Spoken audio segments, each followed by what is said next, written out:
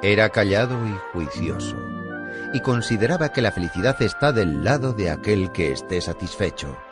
Mucha gente le conoce como el gran filósofo, pero este científico griego también realizó descubrimientos fundamentales en biología, ética, estilística, meteorología y estética. Era un hombre sabio. Aristóteles confiaba en la virtud de la mente humana, ya que estaba inspirada en una realidad cognitiva, la cual existe de una forma independiente a los deseos y opiniones humanas. Aristóteles nació en Estágira, una península al norte de Grecia, en el año 384 a.C. Su padre, Ninómacos, oficiaba como médico del padre de Filipo de Macedonia, el rey Amintas III. Tenía la reputación de ser un médico muy fidedigno. Le dio a su único hijo una inmejorable educación. Desde su niñez, Aristóteles estaba ya destinado a seguir los pasos paternos y, en consecuencia, se comprometió muy seriamente a los estudios de farmacología y anatomía y, probablemente, asistió a su padre en varias intervenciones. En el año 367, Aristóteles viajó de Macedonia a Atenas para continuar con su educación. Durante el viaje, el joven tuvo que hacer uso de sus conocimientos médicos para salvar a un ciudadano adinerado de una infección sanguínea. Por lo tanto, con solo 17 años, Aristóteles ya estaba considerado como un excelente doctor. Una vez en Atenas, Aristóteles ingresó en la Academia Platónica. Tras 2 años de duro trabajo y esfuerzo, ya era capaz de impartir lecturas en retórica. El joven Aristóteles se ganó la confianza del viejo Platón y el derecho de unirse al círculo de los filósofos más sabios, los platónicos. A pesar de que el estudiante apreciaba a su mentor, Aristóteles también hacía críticas de sus puntos de vista. Un ejemplo son estas palabras escritas con su propia mano. Amicus Plato. Sed magis amica es veritas. Aprecio a Platón, pero aprecio más la verdad. Tras 20 años de impartir clases en la Academia de Platón, Aristóteles creó escritos sobre lógica, física, retórica y escribió tratados sobre la vida y el alma. En el año 347, cuando muere Platón, Aristóteles se traslada a Tárnea, en Asia Menor, pues allí se encontraba otro pupilo de Platón, Hermias. Una vez allí, el filósofo le ofrece su amistad desinteresada y su ayuda como consejero político. Aristóteles dijo: «La amistad es lo más necesario en la vida, puesto que nadie podría vivir sin amigos, incluso aunque sea el más dichoso». Aristóteles residió plácidamente durante 3 años en el reino de Hermias, pero cuando éste murió, regresó a Macedonia. Con 40 años, Aristóteles tuvo una calurosa bienvenida en Macedonia. Filipo de Macedonia disfrutaba las conversaciones intelectuales del filósofo y le propuso hacerse responsable de la tutoría de su hijo, el futuro Alejandro Magno. Durante los próximos 8 años, Aristóteles fue el profesor del que sería el futuro conquistador Alejandro Magno. Ciertos históricos han llegado a observar que, sin las nociones éticas, físicas y lógicas que Aristóteles le inculcó, Alejandro no hubiera desarrollado esa habilidad de estratega militar.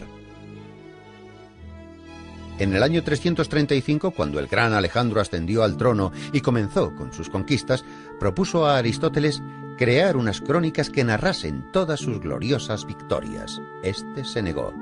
El filósofo prefería las actividades pedagógicas y meditar tranquilamente en el seno de la naturaleza en vez de las campañas militares. Antes de cumplir los 50 años, regresó a Atenas para formar su propia escuela filosófica.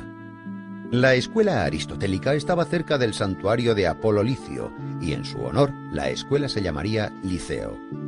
Para enseñar filosofía, retórica y lógica a sus alumnos, Aristóteles rechazaba los métodos tradicionales y les inculcaba la filosofía a través de discusiones mientras caminaba con ellos por el jardín. A la escuela también se le denominaba con el nombre de perípatos, una especie de galería cubierta donde se discutía y se paseaba. Aparte de la filosofía, en la escuela también se creaban físicos, históricos, astrónomos y geógrafos. Aristóteles les decía a sus pupilos: para tener éxito hay que seguir a los que se tiene delante y no esperar a los que se tiene detrás. Junto con algunos de sus alumnos, Aristóteles realizó varios descubrimientos en diferentes ciencias que crearon la base para investigaciones más avanzadas en siglos posteriores. Estaba muy en contacto con la filosofía de la naturaleza y así la clasificó en el mundo inorgánico, las plantas, los animales y los humanos. En política creó la reforma constitucional y el Estado sistemático. Él consideraba que la monarquía, la aristocracia y la democracia moderada eran la mejor opción. En la estética, Aristóteles introdujo el concepto de la catarsis, la clarificación del espíritu humano. Pero en el año 323, tras la muerte de Alejandro Magno, la posición social de Aristóteles se vio en peligro.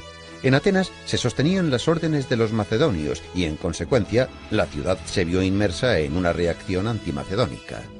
Cuando Aristóteles tenía 60 años, bajo el conocimiento de que Alejandro había seguido las pautas científicas de Aristóteles, los atenienses exiliaron al sabio fuera de Atenas. El gran filósofo pasó el resto de sus días en la isla de Calcis, en Eubea. Murió en el año 322 a la edad de 62 años. En los trabajos de Aristóteles se concentran todos los conocimientos y experiencias griegas. Han pasado los siglos y al final, en el siglo XX, la República griega acuñó sus monedas con el rostro del sabio Aristóteles impreso en ellas, junto con una de sus frases.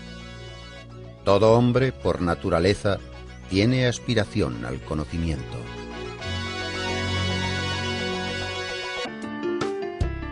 Nietzsche escribió: resulta significativo que sea Sócrates el primer gran heleno que fue feo, de igual manera que en él todo es simbólico. Es el padre de la lógica, la cual representa el carácter de la ciencia pura. Antes de que los jueces le condenaran a muerte, el gran filósofo Sócrates afirmó: no debo rechazar mi filosofía mientras me quede aliento. Sócrates.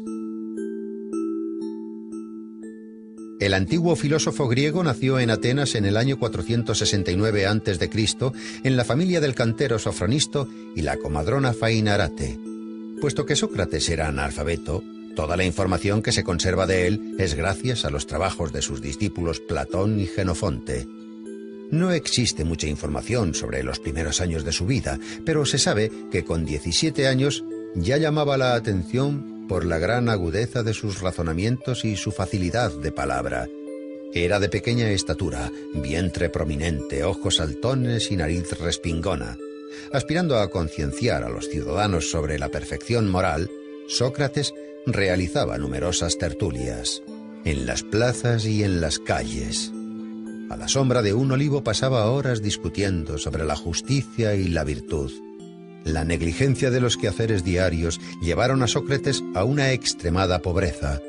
Recorría las calles de Atenas descalzo y vestido con la misma túnica. Antifón, el sofista, decía que ningún esclavo querría ser tratado como él se trataba a sí mismo. Sócrates se sumergía tan profundamente en sus propios pensamientos que llegó a permanecer todo un día en el mismo sitio. Aunque con el comienzo de la guerra del Peloponeso, cuando el peligro amenazó a su ciudad natal, Sócrates luchó valientemente por la protección de Atenas. Cuando el oráculo de Delfos anunció que Sócrates era el griego más sabio, el mismo filósofo se sorprendió mucho. Interpretó el oráculo como un enigma y se aventuró a encontrar hombres más sabios que él. Acudió a los sofistas, quienes ejercían la profesión de enseñar la sabiduría. Fingiendo ser un ignorante, Sócrates preguntaba humildemente a los sabios de Atenas sus conocimientos sobre el bien, la belleza y la virtud. Después, con una agilidad irónica espléndida, les hacía notar sus propios errores. Su mérito más grande fue crear un método inductivo que le permitía llevar a sus alumnos a la solución de los problemas que se le planteaban, por medio de hábiles preguntas, cuya lógica iluminaba el entendimiento. Inspirado por cómo su madre ayudaba a traer niños al mundo, él creó el método denominado como mayéutica. Sócrates llegó a la conclusión de que realmente era el griego más sabio, por el mero hecho de que él, a diferencia de los demás, era consciente de su ignorancia. Solo sé que no sé nada. Sócrates pensaba que los dioses le habían encomendado la misión de impedir que los ciudadanos cayeran en la hibernación espiritual, y actuaba como una avispa que incordia a un caballo. De hecho, ese fue el apodo por el que le conocían, la avispa ateniense. Sócrates intentaba comprender y formular principios morales que fuesen uniformes para todo el mundo. Solo hay un bien, es el conocimiento. Solo hay un mal, es la ignorancia, decía Sócrates. Insistía en impartir una educación a los jóvenes en la que no solamente los padres, sino también los poetas y los filósofos deberían comprometerse. Los ciudadanos atenienses se quejaban de que parecía que perdían el control de sus hijos, porque el astuto filósofo les estaba arrebatando el afecto de sus niños. Aristófanes describe esta situación en su comedia Las nubes. Cuando un joven le preguntó a Sócrates si era necesario casarse, Sócrates le contestó: «Haz lo que desees, te arrepentirás de todas formas». El propio Sócrates, a la edad de 40 años, contrajo matrimonio con una joven de 19 años. Ella se llamaba Xantipa. Se la conocía por su escandaloso temperamento. No obstante, Sócrates, con pleno dominio de sí mismo, aguantaba a su insensata esposa con su calmada filosofía. Tras la larga guerra del Peloponeso, Atenas cayó en las manos de Criteas, un tirano espartano y un antiguo discípulo de Sócrates. A pesar de que Sócrates nunca había colaborado con tiranos de ninguna clase, el filósofo fue acusado por no reconocer a los dioses atenienses y por corromper a la juventud. Con 70 años, cuando se presentó ante el tribunal, el viejo filósofo probó a través de construcciones lógicas que no debería ser sometido a juicio, sino ser honrado como el benefactor de la sociedad e instructor espiritual. Los jueces se enfurecieron y fue declarado culpable de todos los cargos y condenado a muerte. Aguardando a la ejecución, Sócrates pasó su último mes de vida en la cárcel hablando de filosofía con sus compañeros, tratando temas como la inmortalidad del alma. Antes de la ejecución, su amigo Crito le había facilitado una salida para escapar de Atenas. Pero Sócrates la rechazó porque creía que había que cumplir las leyes aunque fueran injustas. Cuando llegó el día, Sócrates bebió la cicuta sereno y callado. Sus últimas palabras fueron: «Crito, le debo una gallina a Asclepios». En aquellos tiempos, cuando un paciente se recuperaba, se sacrificaba una gallina a Asclepios, el dios de la medicina. Esas palabras reflejan que la muerte del cuerpo simboliza la recuperación del alma.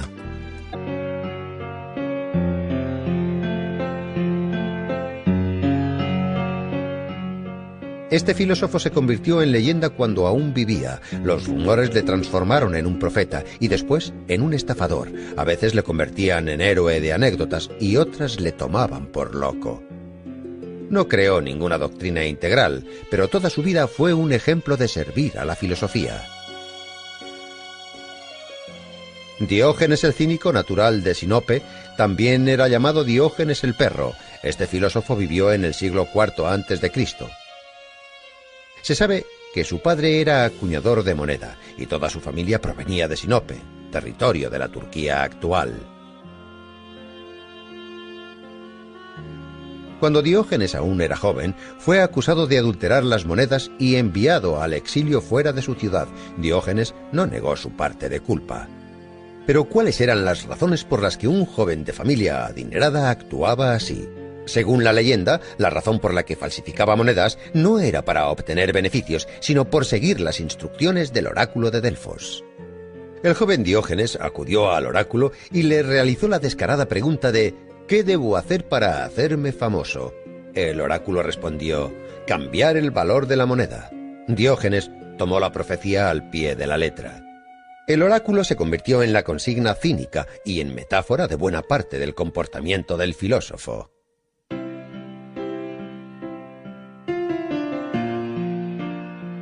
Expulsado de su Sinope natal, Diógenes viajó a Atenas, donde conoció al filósofo griego Artístenes, fundador del cinismo. Artístenes consideraba que el hombre debiera despegarse de los prejuicios que le inculcan para liberarse de las leyes de la sociedad y vivir como un perro callejero. La palabra griega kinikos, la cual deriva de kinus, significa perro. Todos los seguidores de la filosofía de Artístenes serían denominados como kínics. La palabra cinismo, la cual proviene de las enseñanzas filosóficas de los Cynics, en la actualidad ha obtenido un nuevo significado. Ahora no solo define la acción de negar las leyes sociales, sino también describe la acción de negar la moral existente y las leyes culturales. Diógenes se convirtió en el mejor alumno de Artístenes. Convencido de que la virtud consistía en abstenerse de las necesidades y el ascetismo, Diógenes liberó a su único esclavo, cambió sus ropas por vestimentas rústicas, se hizo con un zurrón y comenzó a vivir en las calles. En invierno solía dormir en los pórticos y plazas públicas, y en verano dormía en la arena calentada por el sol. Diógenes vivió una vida ceñida a los ideales del cinismo. Incluso llegó a reprochar a su maestro de no seguir sus propias doctrinas y no apreciar las privaciones como medio de rectificación moral.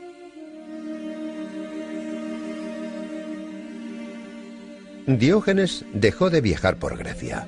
Cuando le preguntaban de dónde venía, él siempre contestaba: «Yo soy cosmopolita, soy un ciudadano del mundo». En una ocasión, el solitario e indefenso predicador cayó en manos de piratas. Le vendieron como esclavo a un rico de Corinto llamado Geníades. Su nuevo amo no tardó en apreciar el conocimiento especial del filósofo y le dispuso como tutor de sus hijos.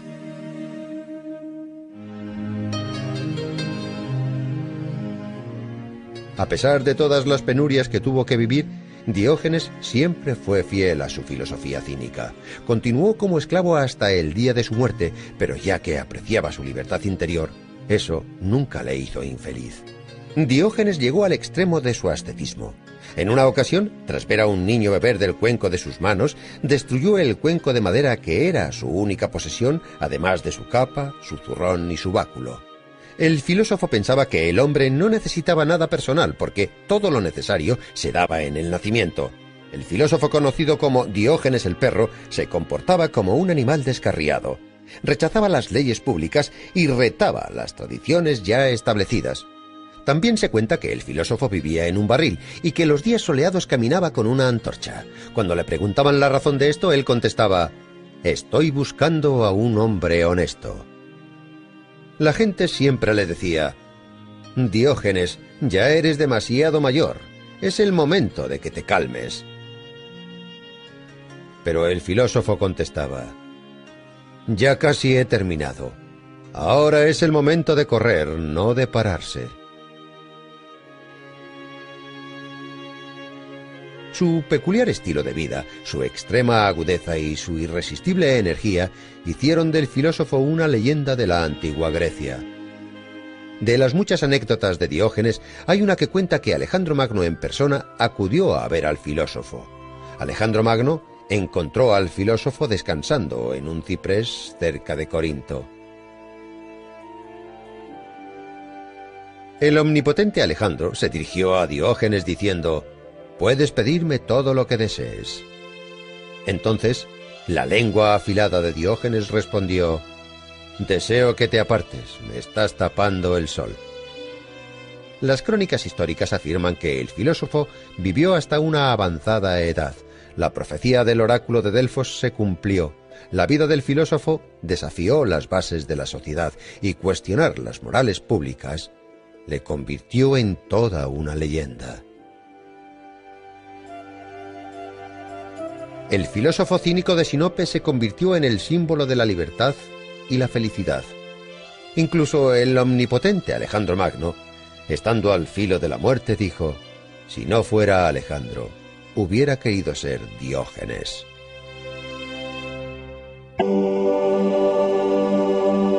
La escuela fundada por este antiguo filósofo se convirtió en un prototipo de la educación superior moderna. Los contemporáneos le denominaban el Maestro Divino. En sus obras se habla de una sociedad ideal y una inmortalidad del alma. El antiguo pensador griego Platón decía que el tiempo es una constancia similar a la eternidad. Nació en el año 427 a.C. en una familia aristocrática ateniense. Por descendencia paterna, Platón pertenecía a los zares de Ática. Por parte materna, el sabio descendía del conocido legislador ateniense Solón. Su nombre de nacimiento fue Aristócles. El joven Aristócles era de constitución fuerte y de hombros anchos. Por ello, le apodaron Platón, el de los hombros anchos. Su apodo se conocería a lo largo de la historia.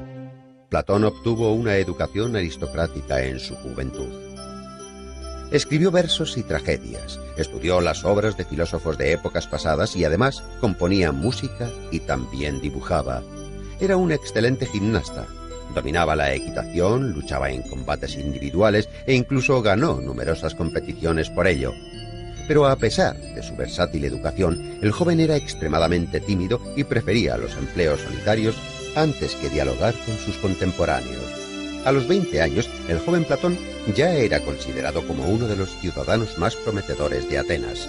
Poseía una brillante carrera política por delante, pero su destino le reservaba algo diferente. En el año 407 a.C., el joven aristócrata conoce a Sócrates, el filósofo que rondaba las calles atenienses. Vestía ropas viejas y harapientas, caminaba descalzo y siempre estaba rodeado de pupilos y de oyentes atónitos ante sus palabras. Sócrates ofrecía discursos interminables sobre la idea del bien y a nuestros ojos podría parecer un loco que desvariaba. Pero Sócrates revolucionó la mente del joven Platón. Influenciado por las teorías del viejo filósofo, el joven, al que le esperaba una brillante carrera política, perdió todo su interés respecto a los ideales públicos y políticos. Platón comprendió entonces que una sociedad basada en tales ideales estaba condenada a la destrucción y para rescatarla había que buscar una manera nueva de hacer las cosas. En el año 399, la trágica muerte de Sócrates obligó a Platón a dejar Atenas. Pasó 12 años de su vida viajando por Grecia y el sur de Italia. Participó en la guerra de Corinto. En Sicilia fue capturado y convertido en esclavo, pero uno de sus amigos le liberó. Entonces decidió volver a su Atenas natal, donde fundó la escuela filosófica a la que bautizó con el nombre de Academia. Esta se convirtió en la escuela más famosa de toda la antigüedad clásica. Permaneció abierta durante cientos de años, hasta que, en el año 529 después de Cristo, el emperador romano Justiniano I cerró sus puertas para siempre. La filosofía de Platón cambió la antigua representación del mundo. Sus teorías sobre los comienzos individuales del mundo y sobre la inmortalidad del alma se convirtieron en un prototipo de la religión cristiana. Platón comparaba el alma humana con una cuadriga, donde caballos blancos y negros tiraban de ella, los comienzos nobles y malvados del hombre. El ecuestre, que maneja la cuadriga, es la razón. Cuando el ecuestre domina los caballos negros, el comienzo del alma, el alma puede crecer hasta asimilarse a la de los dioses. Uno de los temas centrales en la filosofía de Platón, el cual se expone detalladamente en su obra República, es la estructura ideal de la sociedad y el Estado. Platón confiaba en la realización y en la encarnación de sus ideas. Para esa misma causa, a los 61 años Platón emprendió un viaje a Sicilia. Dionisio I, el tirano de Siracusa, alababa la filosofía de Platón e invitó al filósofo a llevar a cabo las reformas deseadas. Platón esperaba poder transformar Siracusa en un estado ideal, pero al verse envuelto en varios juicios, el filósofo tuvo que dejar la ciudad. No obstante, la decepción de Platón no fue extrema. 5 años más tarde regresó a Sicilia e intentó realizar su tan ansiada transformación de nuevo. Tampoco tuvo éxito esta vez. Tras este fracaso, Platón no volvió a abandonar su Atenas natal. Dedicó su vida a la academia. El filósofo murió en el año 347 a.C., dejando tras de sí una amplia herencia de escritos. Obras de Platón fueron transformadas en diálogos. A pesar de los años, estas obras siguen despertando el interés de las mentes científicas. La leyenda griega más conocida, escrita por Platón, fue el mito de Atlantis, una isla fértil, poblada y con una civilización avanzada. Como consecuencia de un cataclismo desconocido, probablemente un terremoto, Atlantis se sumergió en las aguas. Este pequeño episodio, escrito en el diálogo de Platón Crito, ha suscitado numerosas hipótesis. Los científicos discuten sobre el lugar, la época y, en general, sobre la posible existencia de la mítica Atlantis.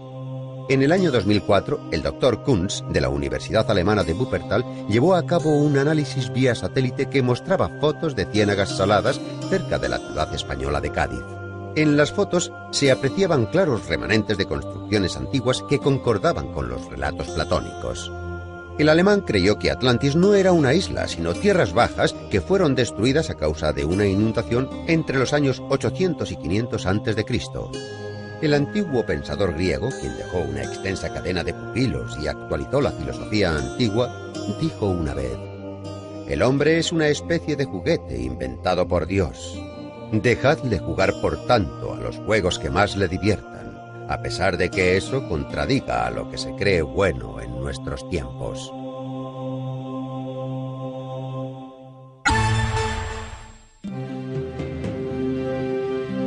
Hoy en día sus tragedias tienen el mismo éxito que en el siglo V a.C., aunque en su época sus obras provocaban el enfado de los espectadores y los competidores poéticos. ¿Cómo se atreve ese insolente poeta a alterar las tradiciones más fundamentales?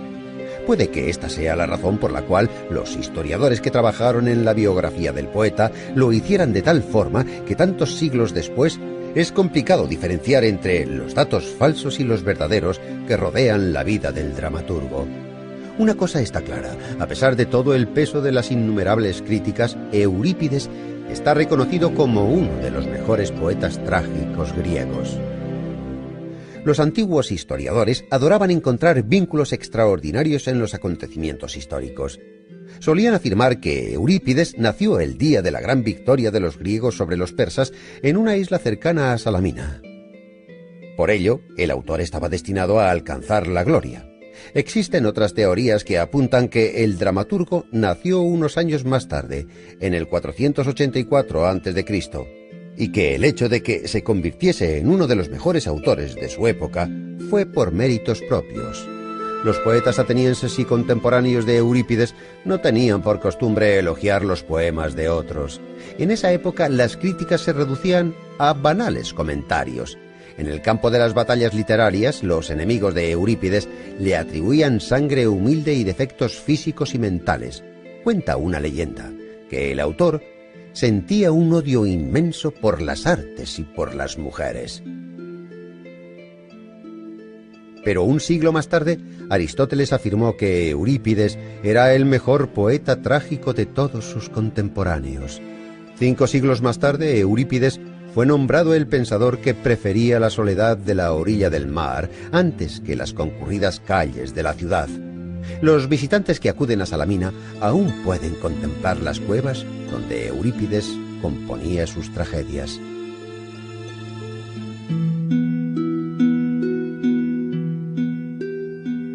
Como otros trágicos, las obras de Eurípides tratan de leyendas y eventos de la mitología que describen crímenes, asesinatos, venganzas, perjurio, incesto, autosacrificios glorificados, severidad, devoción y valentía. Eurípides usaba los mitos de forma inteligente. Fue el primer poeta griego en mostrar a la gente tal y como era en su vida real, con sus defectos y sus conflictos. Los héroes de las obras de Eurípides eran personas comunes con sus debilidades y sus grandezas. En la tragedia Ifigenia en Táuride, la hija de Únzar, habiendo superado el miedo a morir, algo natural en todo ser humano, sacrifica su vida deliberadamente por el bienestar de su pueblo. Otra heroína, Fedra, elige la muerte con el objetivo de limpiar su nombre, y en su última carta calumnia a su hijo adoptivo. En el año 455 a.C., Eurípides participó por primera vez en el concurso anual de dramaturgos. Durante más de medio siglo fue el competidor más duro del conocido Sófocles. Escribió alrededor de 100 tragedias, aunque solo consiguió hacerse con 4 victorias y la quinta se la otorgaron después de su muerte. Solo han llegado 18 escritos del autor hasta nuestros días. En tragedias como Medea, Hécuba y Andrómaca, el autor habla de problemas que eran objeto de especulación en Atenas en el siglo V a.C., temas como el papel de los dioses en el destino de un hombre, la racionalidad del mundo, Esparta como el enemigo de Atenas en la guerra del Peloponeso, etc. Al igual que Sófocles, su competidor más renombrado, Eurípides, utilizaba la mitología en sus escenarios. De hecho, los antiguos mitos eran su herramienta favorita para crear las tragedias. Los predecesores del dramaturgo eran expertos en volver a relatar los ya famosos argumentos. Eurípides fue el primero en desviarse de estas tradiciones y, con perspicacia, intentar sumirse en el mundo interior de los héroes y de sus sentimientos. En la tragedia Alcestis, por ejemplo, Eurípides utiliza la famosa historia mitológica sobre dos hermanos que deciden vengarse de su madre.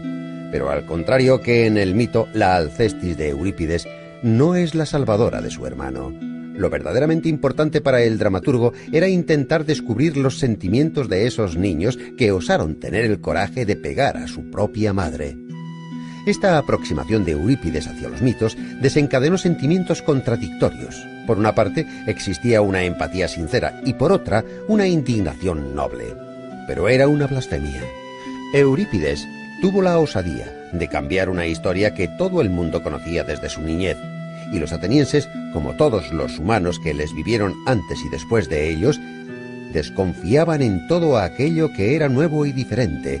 Puede que este fuera el motivo por el que Eurípides fuera un incomprendido en su época. Es posible que esa fuese la razón de que abandonara Atenas en el año 408 a.C. para pasar el resto de sus días en Macedonia y trabajar en la corte de Arquelao como poeta y escritor. Allí, en Macedonia, entre los años 407 y 406 a.C., Eurípides falleció en las líneas de una triste primavera que podrían formar un epitafio. No debe lamentarse la muerte, debe lamentarse la vida destinada a la lucha y a una vida miserable.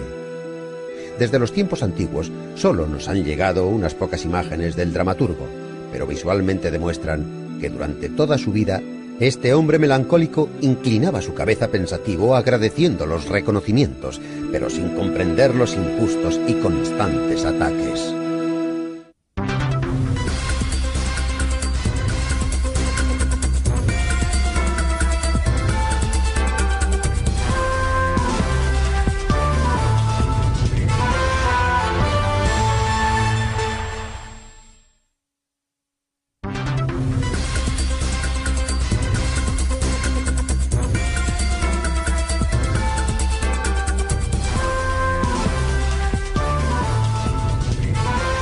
Canal Enciclopedia. Antes de que se implicase en el estudio de las ciencias, la historia parecía un mito. Su propia vida parece una leyenda. Patriota griego y un entusiasta de los viajes, fue el fundador de la etnografía. Fue escritor y científico, fue el padre de la historia. Heródoto de Halicarnaso dejó constancia de un ecúmeno, desde la civilización europea hasta lo que nosotros entendemos como civilización más moderna.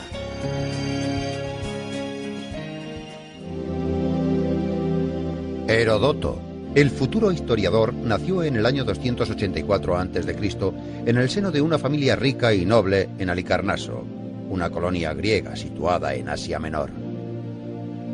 A pesar de que Heródoto era un ciudadano persa, era heleno por parte materna. Le encantaba escuchar las historias de los marineros que buscaban la libertad de la amada ciudad griega Atenas, donde los emperadores Solón y Clístenes llevaban a cabo las reformas democráticas. Pero en su ciudad natal, el tirano Ligdamis luchaba por hacerse con el poder. El joven Heródoto, junto a otros seguidores de la democracia, se rebelaron contra el tirano. La revuelta fue contenida y para salvar su vida, Heródoto tuvo que huir a la isla de Samos, uno de los estados más ricos de Grecia.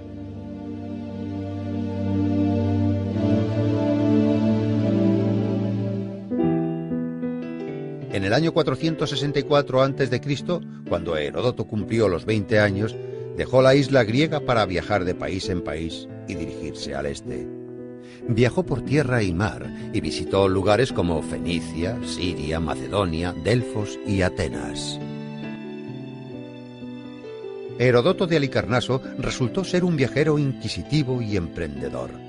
Investigó cuidadosamente las inscripciones sagradas, los templos, las crónicas, la colección de oráculos y profecías, leyó numerosos trabajos literarios y estudió las costumbres locales.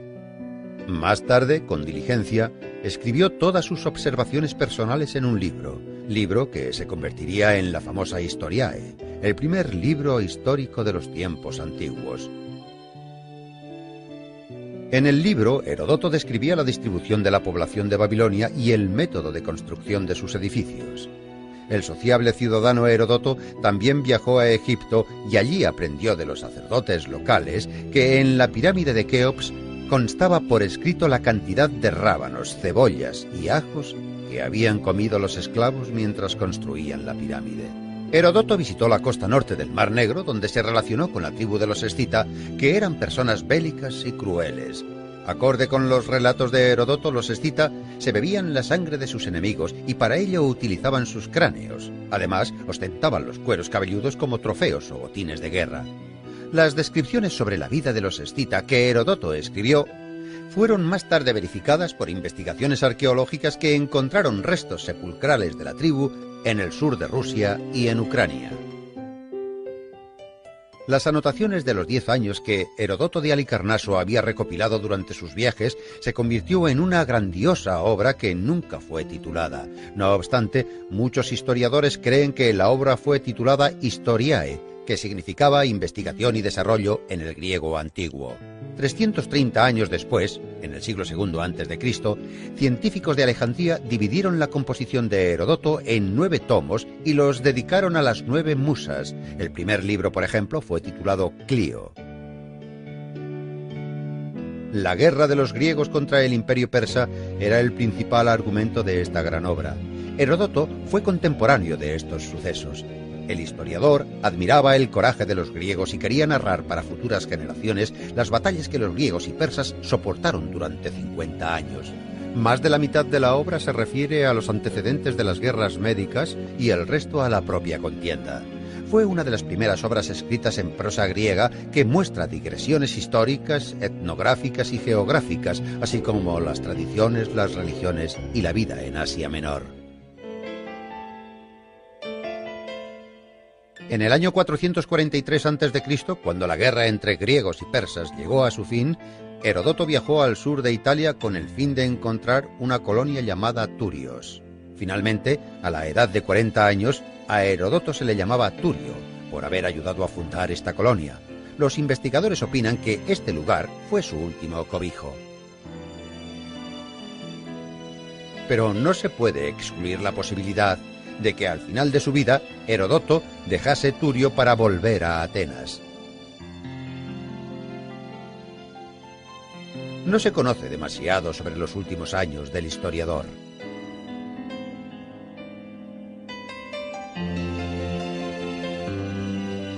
Probablemente participó en alguna reyerta política entre Atenas y Esparta y se dedicó a completar su monumental obra que nunca fue terminada.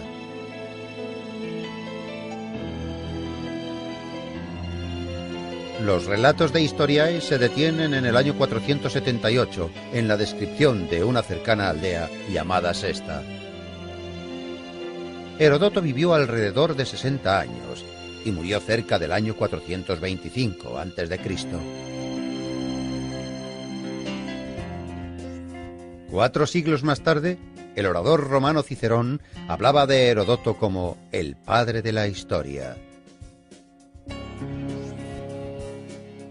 Para los historiadores actuales, el espléndido escrito de Heródoto es una fuente de oro para obtener información sobre la historia de los países antiguos.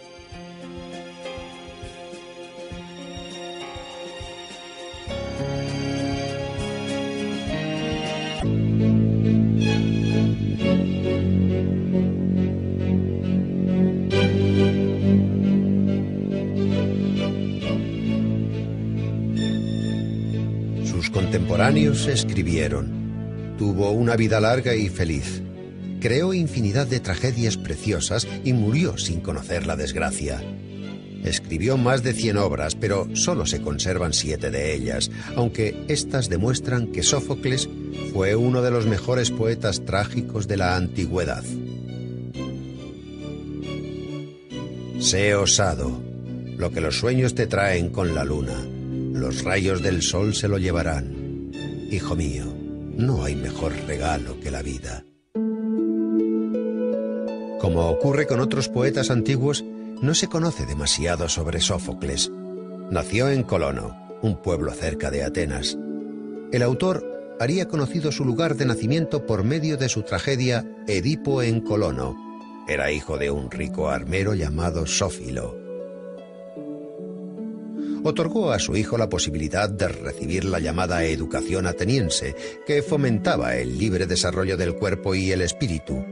El joven Sófocles se inclinaba por jugar a la pelota y estudiar música. A los 16 años fue elegido director del coro de muchachos que dedicaba himnos a los dioses, para celebrar la victoria contra los persas en la batalla de Salamina. Esta batalla conecta a 3 de los mejores poetas trágicos de la antigua Grecia. Esquilo participó en la batalla de Salamina. Sófocles le glorificó por ello. Y Eurípides nació en esa época. Según ciertos estudios, en el año 480 a.C., Sófocles ya había comenzado a labrar su trayectoria como poeta trágico. Pero no fue hasta 12 años después cuando debutó como poeta trágico en las Dionisias, el concurso teatral que se celebraba anualmente en Atenas, y se hizo con el primer premio derrotando al gran Esquilo. Según la opinión de sus contemporáneos, Sófocles elevó la tragedia a un nivel superior, añadiendo un tercer actor en la escena y dando un mayor juego al diálogo. El escritor Diógenes Laercio expuso la historia de la tragedia griega de la siguiente manera. Si uno quiere atribuir a Esquilo todas las innovaciones escénicas, como por ejemplo la luz y el estruendo de los rayos, las máscaras y los cantos, los atuendos ceremoniales de los reyes y las ropas de lana de los profetas, uno debería pensar que quizás Sófocles inventó todo eso.